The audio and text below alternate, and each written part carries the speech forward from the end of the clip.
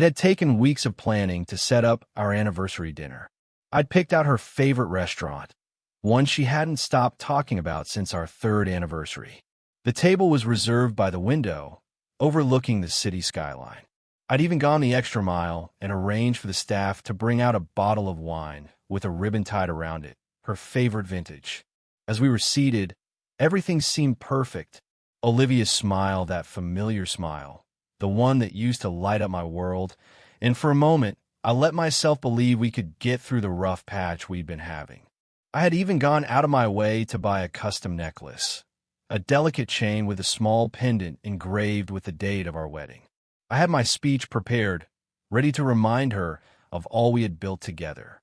I thought the evening might rekindle something between us, that it might put an end to the coldness and distance I'd felt from her over the past few months.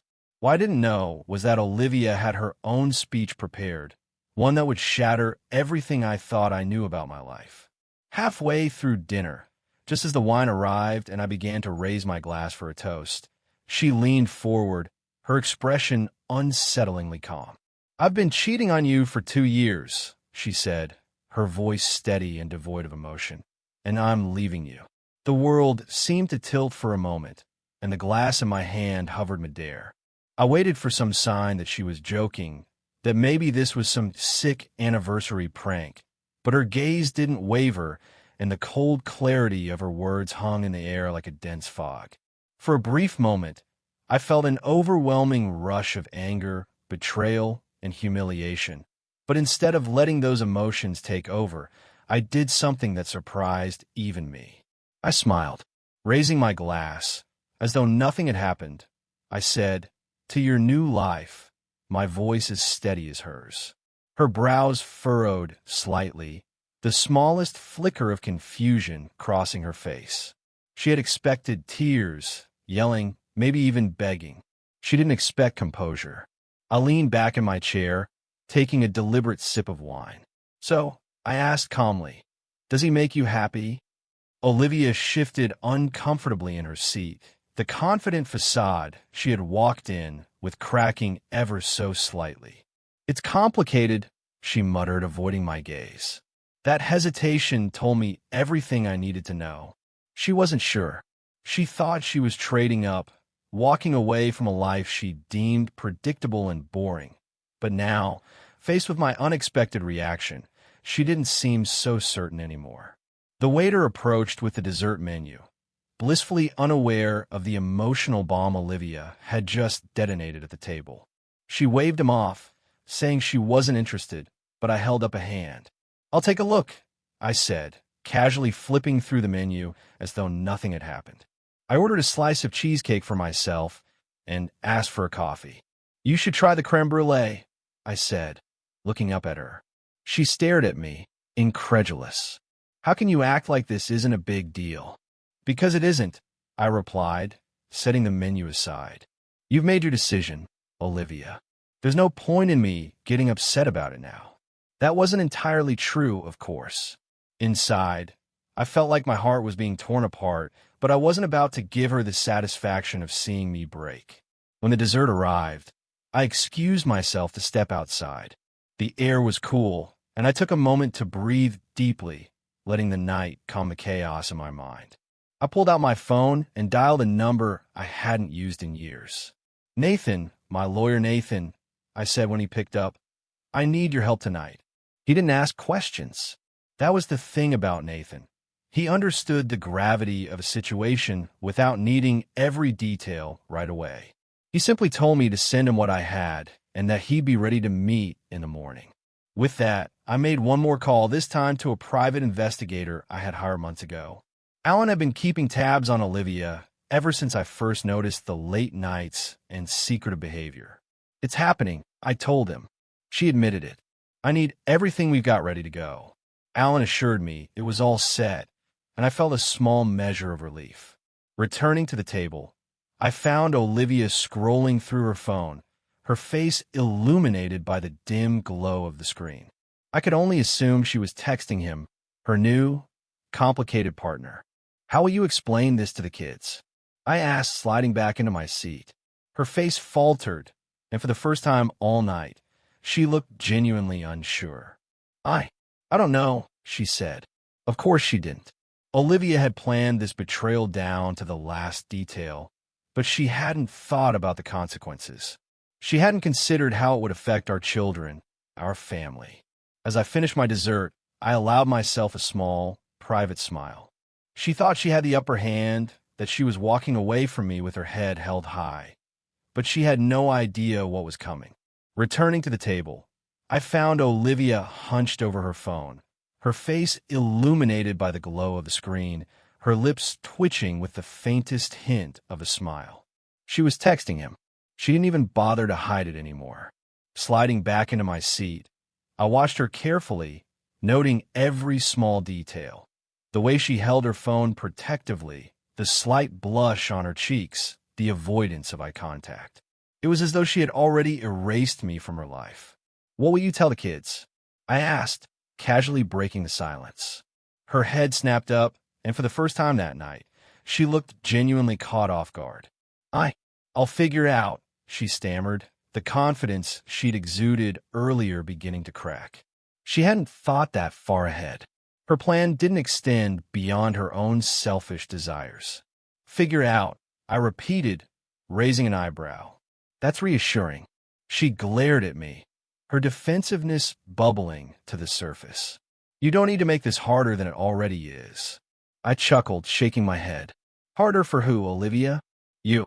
Her silence was all the answer I needed. The waiter returned to check on us, oblivious to the tension hanging thick in the air. Olivia declined dessert again, but I ordered a second coffee. I had no intention of rushing this moment. As I sipped my coffee, I allowed my mind to wander, reflecting on the months that had led up to this dinner. The signs had been there all along. The late nights, the secretive phone calls, the way she avoided my touch. At first, I thought it was just a rough patch, something all couples go through after years of marriage. I had tried to talk to her to ask what was wrong, but she always dismissed me. "I'm just tired," she'd say, or "work has been stressful." But the truth was far more insidious. While I was busy trying to hold our family together, she was out building a new life with someone else. And yet, despite all the evidence, I had stayed silent. I told myself I needed proof, that I couldn't confront her without knowing the full story. That's when I hired Alan, the private investigator. It was one of the hardest decisions I'd ever made, handing over my suspicions to someone else, allowing them to pry into my wife's life. But when Alan started sending me photos of Olivia and her lover laughing together at a cafe, entering a hotel room, kissing in a parked car, I knew I had made the right choice.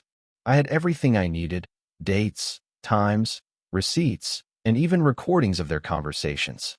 She thought she had outsmarted me, but she had no idea how much I already knew. Olivia shifted in her seat, her discomfort growing with each passing second of silence.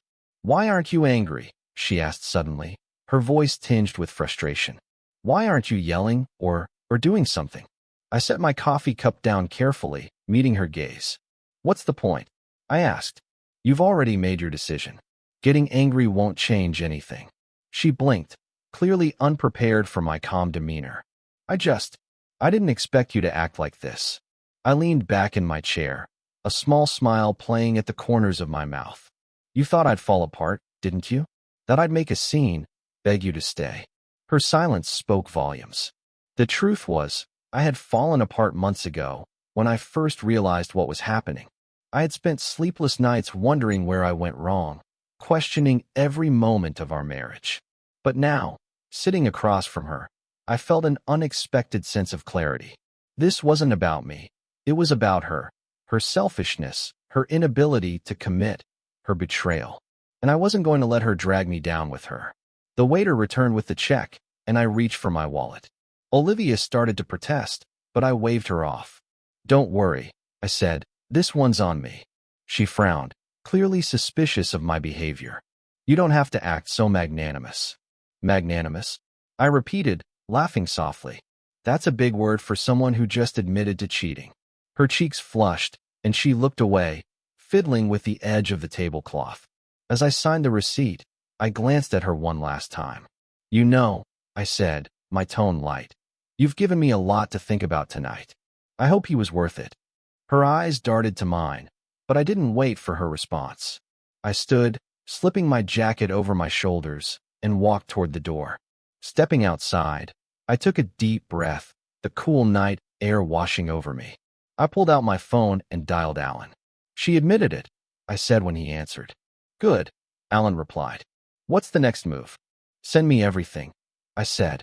"Photos, videos, recordings. I want it all organized and ready to go." "Consider it done," Alan said, ending the call. I stood on the sidewalk for a moment, staring up at the restaurant's glowing sign. Inside, Olivia was probably wondering what I was up to, her mind racing with possibilities. She had no idea that I was 10 steps ahead, that I had been preparing for this moment for months. I walked back inside, sliding into my seat as if nothing had happened. Olivia looked at me, her eyes narrowing slightly. "What were you doing out there?" she asked. I smiled, picking up my coffee cup. "Just enjoying the fresh air." The game had only just begun, and I was ready to play. The restaurant door opened, and a faint chime rang through the air. I didn't need to look up to know who it was. I had planned this moment down to the last detail.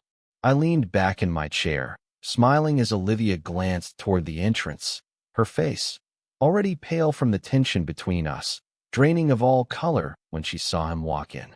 "You're not leaving just yet," I said, my voice calm but laced with purpose. Her head whipped toward me, panic flashing in her eyes. "What did you do?" she hissed, her voice low but trembling. I gestured toward the man now standing at the entrance, scanning the room. I figured it was time for a proper introduction. "After all, you've been seeing him for 2 years. It's only fair that I get to meet him, don't you think?" She froze, her mouth opening and closing as if searching for the right words, but there were no words that could save her now. The man spotted us and made his way over, his gait confident but cautious. He clearly didn't know what to expect, though I could see a flicker of excitement in his eyes as he approached the woman he believed was his. "David," I greeted him, standing and extending a hand. He hesitated for a moment before shaking it, his confusion evident. Hi," he said, glancing between me and Olivia. "I wasn't expecting this." "Neither was I said, smiling as I gestured for him to take a seat. "But life is full of surprises, isn't it?" David pulled out a chair and sat down, still unsure of what was happening. Olivia, on the other hand, looked like she wanted to sink into the floor. Her hands clutched the edge of the table, her knuckles white. "Marcus," she began, her voice tight with barely concealed anger. "This is unnecessary." I ignored her, turning my attention to David. "So," I said, pouring him a glass of wine, "you're the man my wife has been seeing behind my back. How's that been going for you?" David's eyes widened, and he shot a nervous glance at Olivia. I think there's been a misunderstanding," he stammered. "No misunderstanding," I said, my tone sharp enough to cut through the air. "I know everything. The late-night meetings, the hotels, the lies. Trust me, David, I've done my homework." He looked at Olivia, his expression shifting from confusion to accusation. "You said you were going to tell him," he said, his voice low but strained. Olivia shook her head, her lips pressed into a thin line. "This isn't the time or place," she said through gritted teeth. "On the contrary," I said, leaning back in my chair. "This is the perfect time and place. You've been lying to both of us for years. It's time to get everything out in the open." The waiter approached our table, his cheerful demeanor faltering as he sensed the tension. I ordered another bottle of wine and a round of desserts, ignoring the awkward silence that had fallen over the table. As we waited, I decided to break the ice. "So, David," I began, "what is it about Olivia that caught your attention? Was it her charm, her beauty, or maybe it was her ability to lie so convincingly?" "Marcus, stop," Olivia snapped, her composure slipping further. David, however, looked genuinely torn. "I thought we were building something real," he said, his eyes locked on Olivia. "You told me you were trapped in a loveless marriage, that he didn't care about you." I raised an eyebrow. "Is that so? And yet here we are, celebrating our anniversary. Doesn't seem very loveless to me." Olivia's face burned with humiliation, her hands shaking as she gripped her glass. "I didn't think you'd actually show up," she muttered, glaring at David. "Well, I got a message saying you wanted to meet," he said, frowning. "Was that not you?" "No, it wasn't," she snapped, her anger now directed at me. "You set this up, didn't you?" I shrugged, taking a sip of wine. "Consider it my anniversary gift to myself." The desserts arrived, but no one touched them. The tension at the table was palpable, each of us caught in the tangled web of lies and betrayal. "Tell me, David," I said, setting my fork down. "Does it bother you that she's been lying to me for 2 years?" David frowned, his confusion deepening. 2 years? She told me this started 6 months ago. I watched Olivia's face crumble, her carefully constructed narrative falling apart in real time. I didn't want to overwhelm you," she said weakly. David's expression shifted from hurt to anger. "You've been lying to both of us," he said, his voice rising. "Welcome to my world," I said, raising my glass in a mock toast. Olivia opened her mouth to respond, but no words came out. For the first time all night, she seemed at a complete loss. David stood abruptly, his chair scraping loudly against the floor. "I need some air," he muttered, storming toward the exit. Olivia turned to me, her eyes blazing. "What the hell is wrong with you?" "Me?" I said, feigning innocence. "I'm not the one who destroyed our marriage. I'm just cleaning up the mess you made." The waiter returned with the check, his eyes darting nervously between us. I handed him my card, offering a polite smile. "Thank you for the excellent service," I said, as Olivia fumed silently. I stood and slipped on my jacket. "You should go after him," I said, nodding toward the door. "You wouldn't want to lose him now, would you?" Her glare could have burned a hole through me, but I didn't care. The game was no longer in her control, and she knew it. With that, I walked out of the restaurant, leaving her to deal with the fallout of her choices. I stood outside the restaurant, leaning against the railing, watching the city lights flicker in the distance. The evening air was crisp, carrying the faint sounds of traffic and laughter from a nearby bar. I took a deep breath, letting the tension ease from my shoulders. Inside, Olivia's carefully constructed world was crumbling, and it was only a matter of time before the cracks became irreversible. As I turned back toward the restaurant, I saw David standing just outside the door, pacing back and forth. His face was pale, his brow furrowed with a mixture of anger and confusion. "You all right there, David?" I asked, keeping my tone casual. He stopped pacing and turned to me, his jaw tightening. "What are you playing at?" he asked. "Why would you set all this up?" "Set it up?" I repeated, pretending to think. "I didn't set anything up. I just thought it was about time we all had an honest conversation. You know, clear the air." "Clear the air," he snapped. "You're humiliating her." "And me?" I raised an eyebrow, crossing my arms. "Humiliating you? You've been sleeping with my wife for 2 years, David. If anyone deserves to feel humiliated, it's the two of you." He opened his mouth to respond, but closed it again, his face reddening. He couldn't argue with the truth. The restaurant door swung open, and Olivia stormed out, her heels clicking angrily against the pavement. Her face was flushed, her eyes burning with fury. "David, let's go," she said sharply, grabbing his arm. He shook her off, stepping back. "No, I think I'll stay," he said, his tone cold. "I want to hear what else he has to say."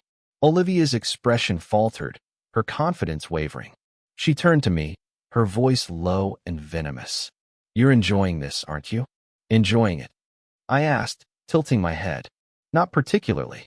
I'd much rather be spending my anniversary with someone who actually respects me." Her jaw tightened, and for a moment, I thought she might lash out.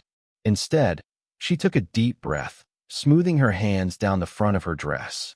"You've made your point, Marcus," she said through gritted teeth. "Can we stop this now?" "Oh, I'm just getting started," I replied, my voice calm but firm. I motioned for David to follow me back inside, ignoring Olivia's protests. He hesitated for a moment before reluctantly stepping through the door.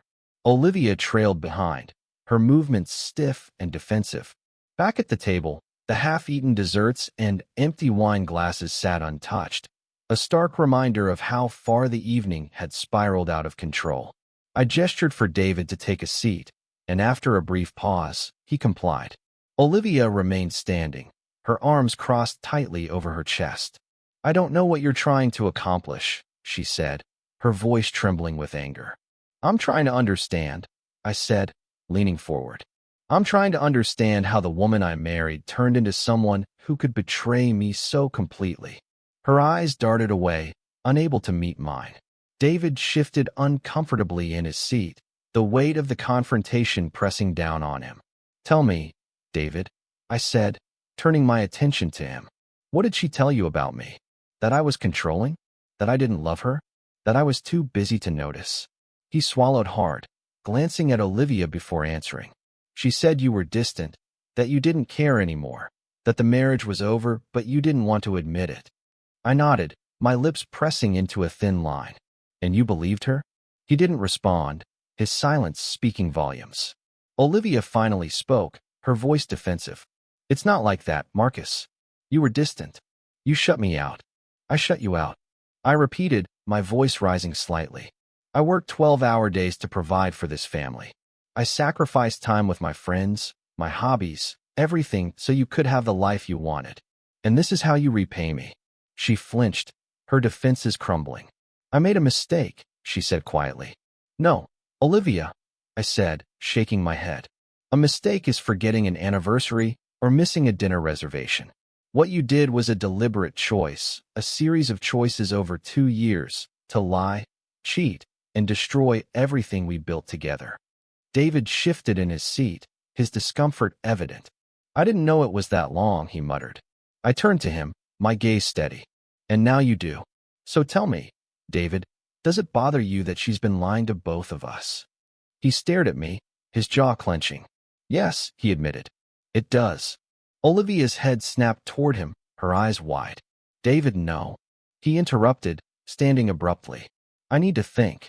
He turned and walked toward the door, leaving Olivia and me alone at the table. The silence between us was deafening. Olivia sank into the chair David had vacated, her shoulders slumping as the weight of the evening pressed down on her. Marcus, she said softly, her voice pleading. Can we just talk about this? Just the two of us. I stared at her, my expression unreadable. Why? So you can spin another lie? So you can twist the truth to fit your narrative? Tears welled up in her eyes, but I felt no sympathy. I didn't want it to end like this, she whispered. Neither did I replied, standing. But you made your choices, Olivia. Now you have to live with them. The desserts arrived, but no one touched them. The tension at the table was palpable, each of us caught in the tangled web of lies and betrayal.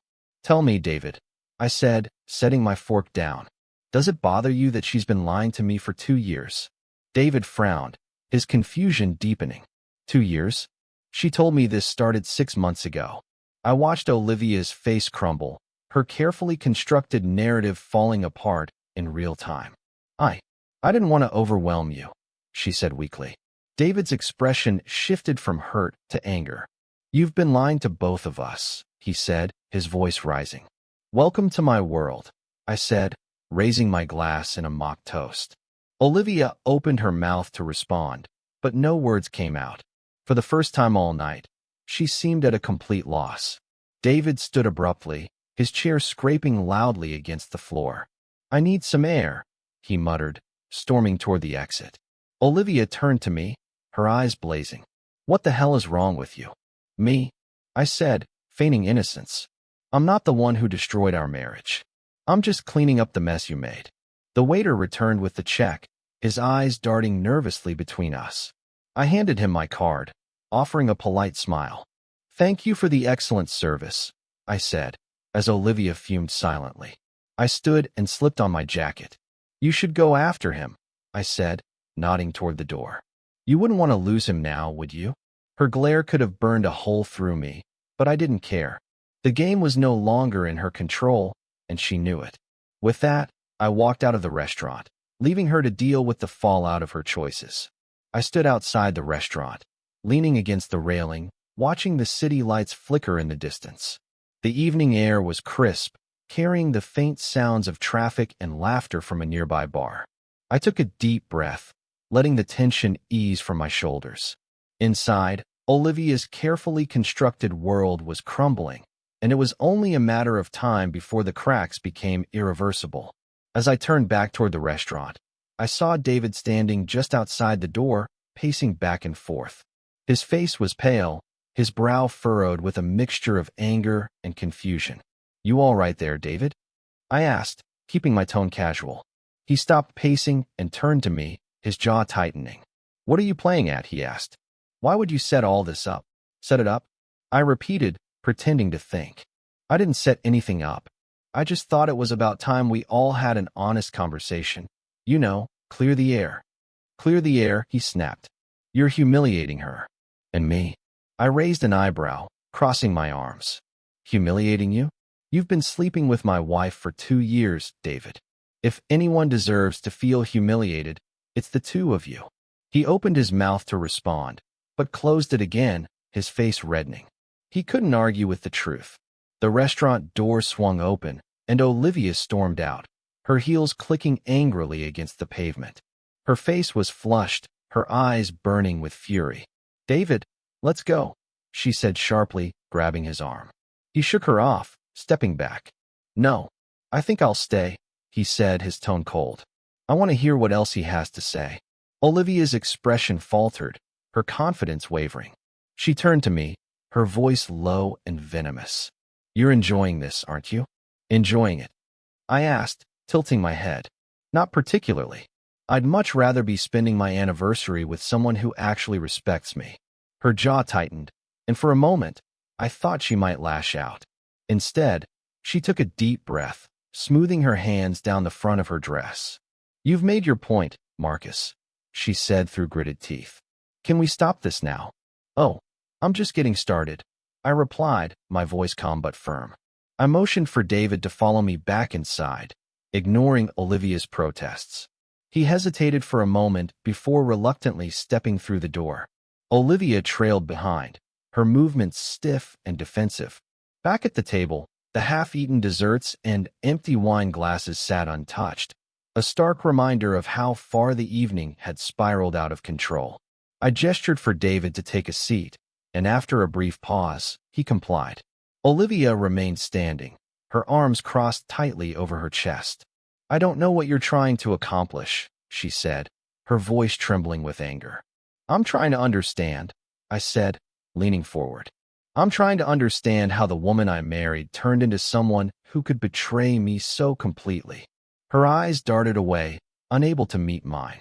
David shifted uncomfortably in his seat, the weight of the confrontation pressing down on him. "Tell me, David," I said, turning my attention to him. "What did she tell you about me? That I was controlling? That I didn't love her? That I was too busy to notice?" He swallowed hard, glancing at Olivia before answering. "She said you were distant, that you didn't care anymore, that the marriage was over, but you didn't want to admit it." I nodded, my lips pressing into a thin line. "And you believed her?" He didn't respond, his silence speaking volumes. Olivia finally spoke, her voice defensive. "It's not like that, Marcus. You were distant. You shut me out. I shut you out." I repeated, my voice rising slightly. "I worked 12-hour days to provide for this family. I sacrificed time with my friends, my hobbies, everything so you could have the life you wanted. And this is how you repay me." She flinched, her defenses crumbling. "I made a mistake," she said quietly. "No, Olivia," I said, shaking my head. "A mistake is forgetting an anniversary or missing a dinner reservation. What you did was a deliberate choice, a series of choices over 2 years, to lie, cheat, and destroy everything we built together." David shifted in his seat, his discomfort evident. "I didn't know it was that long," he muttered. I turned to him, my gaze steady. "And now you do. So tell me, David, does it bother you that she's been lying to both of us?" He stared at me, his jaw clenching. "Yes," he admitted. "It does." Olivia's head snapped toward him, her eyes wide. "David, no." He interrupted, standing abruptly. "I need to think." He turned and walked toward the door, leaving Olivia and me alone at the table. The silence between us was deafening. Olivia sank into the chair David had vacated, her shoulders slumping as the weight of the evening pressed down on her. "Marcus," she said softly, her voice pleading. Can we just talk about this? Just the two of us. I stared at her, my expression unreadable. Why? So you can spin another lie? So you can twist the truth to fit your narrative? Tears welled up in her eyes, but I felt no sympathy. I didn't want it to end like this, she whispered. Neither did I replied, standing. But you made your choices, Olivia. Now you have to live with them. For me, the fallout wasn't as chaotic. It was oddly peaceful, a sharp contrast to the storm raging in her world. I moved through my days with a quiet sense of purpose, focused on my children and my work. The kids had been my priority from the beginning. I made sure to shield them from the full brunt of the drama, keeping their routines as normal as possible. But children are perceptive, and they knew something was wrong. "Where's Mom?" my youngest asked one night at dinner, his fork poking at his plate. "She's staying somewhere else for a little while," I said carefully, not wanting to taint their perception of her more than necessary. "But I'm here, and we'll get through this together." He nodded solemnly, clearly not fully understanding but accepting my words nonetheless. My heart ached for them. They deserved better than this. Meanwhile, Olivia's life continued to crumble. She lost her job at the marketing firm. Apparently, David's fall from grace had dragged her down with him, and it seemed their company wasn't eager to keep employees embroiled in a public scandal. She reached out to mutual friends, but most of them had already seen the evidence. It was hard to argue against photos, texts, and videos that left no room for interpretation. I heard through the grapevine that she had moved into a small apartment on the other side of town. Gone were the days of luxury and comfort she had enjoyed in our family home. Now she was alone, left to grapple with the reality of her choices. One evening, I received a call from Olivia's sister, Sarah. She and I had always gotten along well, and it was clear she was struggling to reconcile the sister she loved with the woman who had done so much damage. "I don't know what to say, Marcus," she began, her voice heavy with regret. I can't believe she did this to you, to the kids, to herself." "Neither can I admitted, leaning against the kitchen counter. "She's been calling me non-stop," Sarah continued, begging for help, saying she didn't mean for things to get so out of hand. "What do you want me to do?" I paused, considering her question. "I don't expect you to cut her off," I said finally. "She's your sister. But I can't let her back into my life, Sarah. Not after everything she's done." Sarah sighed. "I understand. Just know that I'm here for you and the kids if you ever need anything." "Thank you," I said, meaning it. The legal side of things progressed swiftly, thanks to the mountain of evidence I had compiled. My lawyer, Nathan, was a bulldog in court, ensuring that Olivia's infidelity was front and center. When the judge awarded me primary custody of the kids, I felt a weight lift off my shoulders. I knew I had done everything in my power to protect them and secure their future. Olivia fought hard to retain some semblance of control, but the evidence against her was overwhelming. In the end, the court saw through her attempts to paint herself as the victim. As the divorce was finalized, I felt a strange mix of emotions: relief, sadness, and a lingering sense of disbelief that this was how our story had ended. One afternoon, as I was unpacking boxes in my new home, I received a text from David. "David, can we meet? I need to talk." I stared at the message for a moment, debating whether to respond. In the end, curiosity won out. We met at a small coffee shop on the edge of town. He looked rough, his usually polished appearance replaced by an unshaven face and wrinkled clothes. "I owe you an apology," he said as soon as he sat down. I sipped my coffee, waiting for him to continue. "I didn't know she was lying to me," he admitted. "She told me you were cold, controlling, that you didn't care about her. I believed her. I was an idiot." I set my cup down, meeting his gaze. "You were an idiot," I agreed. "But that doesn't absolve you of your role in all this. You knew she was married, and you pursued her anyway." He nodded, his shoulders slumping. "You're right. I have no excuse." For a moment, we sat in silence, the weight of everything that had happened hanging heavily between us. "What do you want from me, David?" I asked finally. He sighed. "Nothing. I needed to say I'm sorry for everything." I nodded slowly. "Apology accepted, but don't expect forgiveness. Not yet." "Fair enough," he said, standing to leave. "Take care of yourself, Marcus." You too, I replied, though I wasn't sure I meant it. That night, as I sat on the couch with my kids watching their favorite movie, I felt a sense of peace settle over me. The fallout had been devastating, but it was also necessary. It had cleared away the lies, the betrayal, and the toxic elements of my life, leaving room for something better. For the first time in years, I felt like I could breathe again. The first morning in the new house felt surreal. The air was quiet, the kind of peaceful silence that had been missing from my life for years. The kids were still asleep upstairs, their laughter and footsteps yet to fill the empty rooms. I sipped my coffee by the window, staring out at the neighborhood that was slowly becoming our new home. It wasn't the grand house Olivia and I had shared. This was smaller, cozier, and free of the memories that once haunted every corner of my old life. It wasn't just a house, it was a blank slate. Moving on wasn't easy. It never is after a betrayal of that magnitude. But I found solace in the little things: routine, structure, and the unshakable bond one shared with my kids. I focused on building a home for them, piece by piece. Furniture was rearranged, walls were painted, and a new dining table became the centerpiece of our family meals.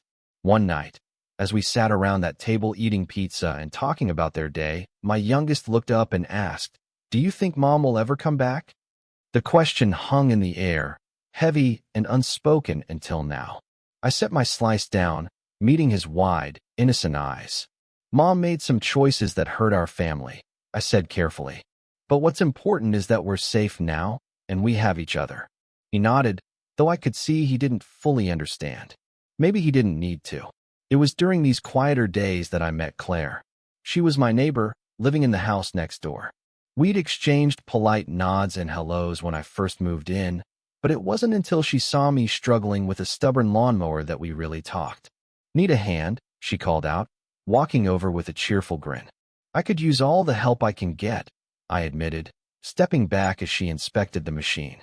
She fiddled with a few knobs, gave it a hard yank, and the motor roared to life. "You've got to show it who's boss," she said with a laugh. I chuckled, wiping my hands on my jeans. "Thanks. I owe you one." "No problem," she said, extending a hand.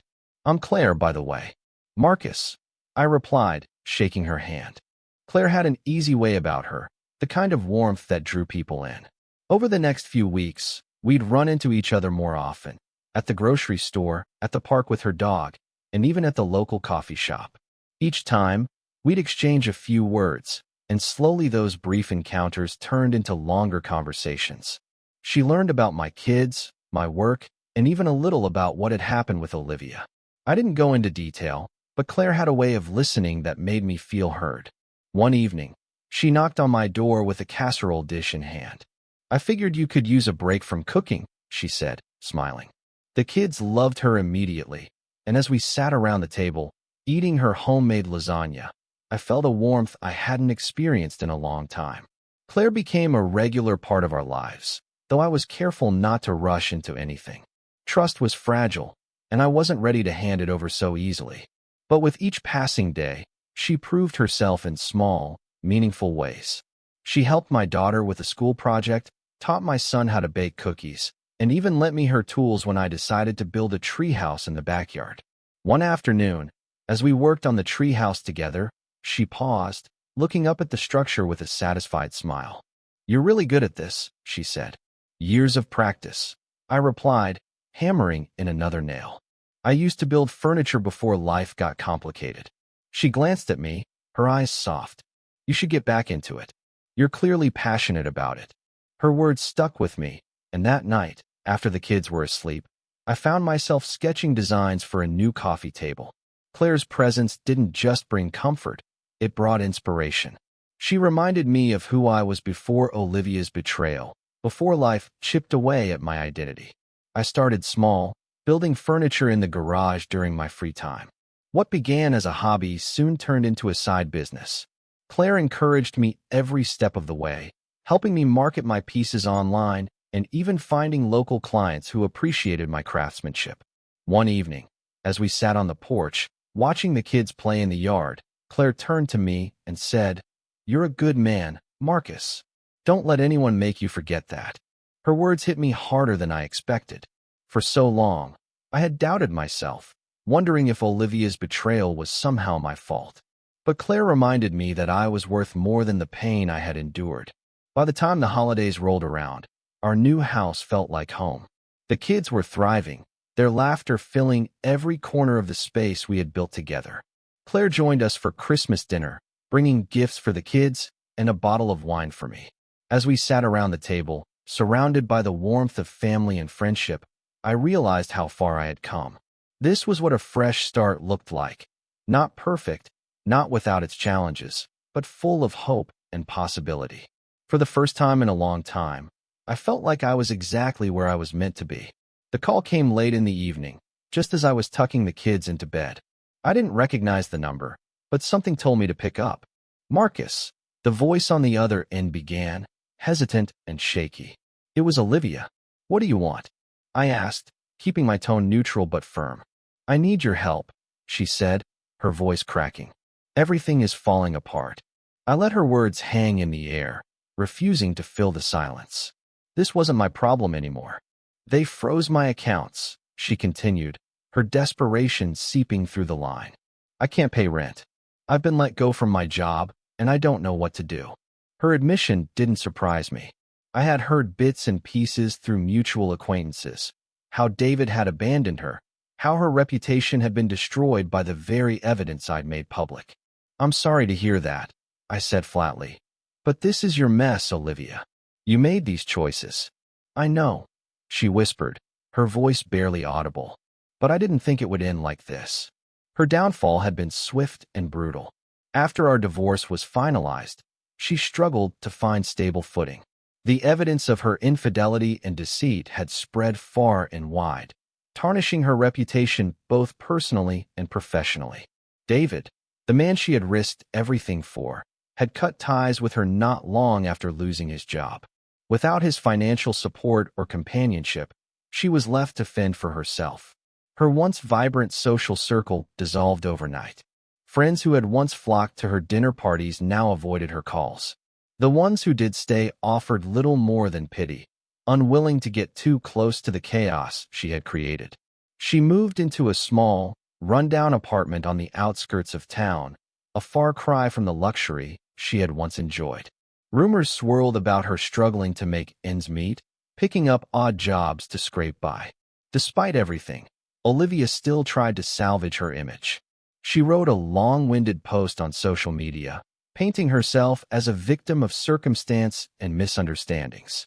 But the internet never forgets, and the comments were quick to remind her of the truth. Didn't you cheat on your husband for 2 years? One user asked bluntly.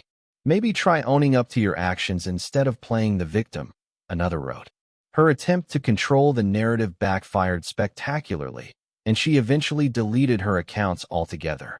Meanwhile, my life continued to move forward.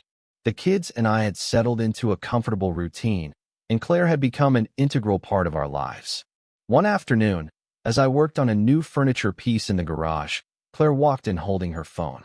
You'll want to see this, she said, handing it to me. It was a news article about David's latest scandal, a lawsuit from his former employer accusing him of embezzlement. His financial troubles had finally caught up to him, and it seemed he was facing serious legal consequences. Looks like karma is making its rounds, I said, handing the phone back to her. Claire smiled. It's almost poetic, isn't it?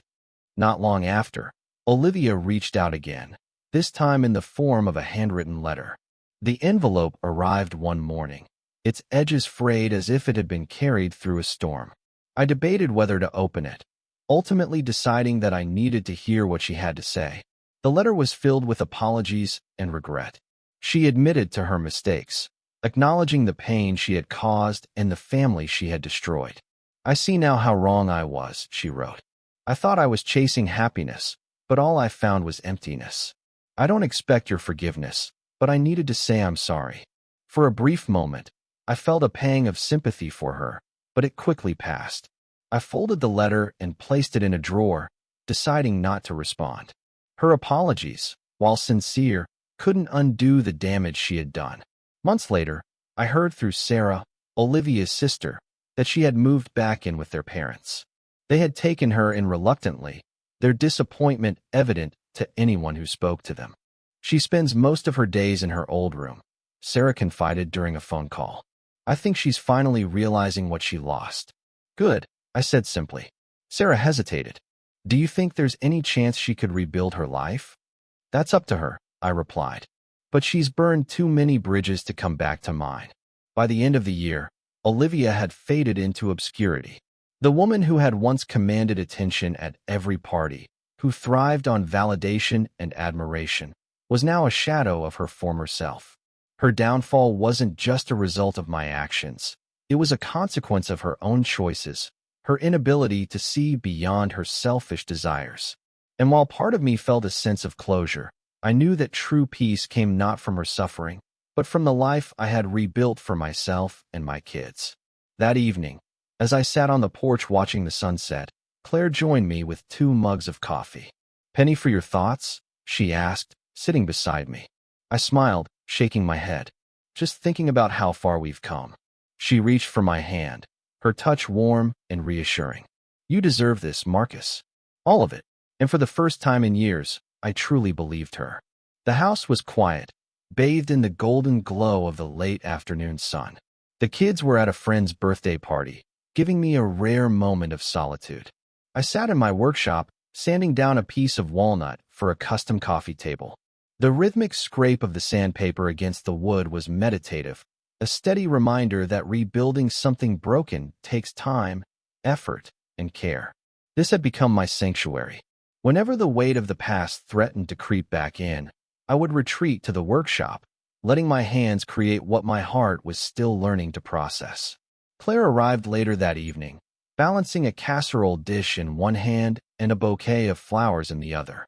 You didn't have to do all this, I said, taking the dish from her and setting it on the counter. You're right, I didn't, she replied with a teasing smile, but I wanted to. Plus, the kids love my lasagna. She wasn't wrong. By the time dinner was over, the kids had polished off every last bite, leaving me with little more than a slice to tuck away for lunch the next day. As we cleaned up the kitchen together, Claire looked over at me, her expression serious. You're doing an amazing job with them, she said. Thanks, I replied, drawing a plate. I just want to make sure they feel safe and loved after everything they've been through. They deserve that much. And so do you, she said softly, her eyes meeting mine. Our relationship had grown slowly, rooted in trust and mutual respect. Claire never pushed me to open up about my past, but when I did, she listened without judgment. I didn't think I'd ever be able to trust someone again. I admitted one evening as we sat on the porch, the kids already in bed. After Olivia, I wasn't sure if I even wanted to try. She reached for my hand, her grip warm and steady. Trust takes time, Marcus, and so does healing. But you're stronger than you think. Her words stayed with me long after the conversation ended, a quiet affirmation that I was moving in the right direction. One morning, Claire showed up with a stack of business cards and a folder of ideas. I was thinking, she began, spreading the cards out on the table. Your furniture is incredible, and people should know about it. Why not turn this into a full-time business? I laughed, shaking my head. Claire, I'm barely keeping up with the few orders I have now. Exactly, she said, her eyes sparkling with determination. There's a demand for what you do. We just need to organize it. She wasn't wrong. With her help, I launched a small business creating custom furniture pieces for local clients. Claire handled the marketing, setting up a website and managing social media, while I focused on the craftsmanship. Within months, the business took off, and for the first time in years, I felt a sense of purpose beyond just surviving. The kids thrived in our new routine too. My son joined a local soccer team, while my daughter developed a passion for art. Claire became an integral part of their lives, attending games and helping with school projects.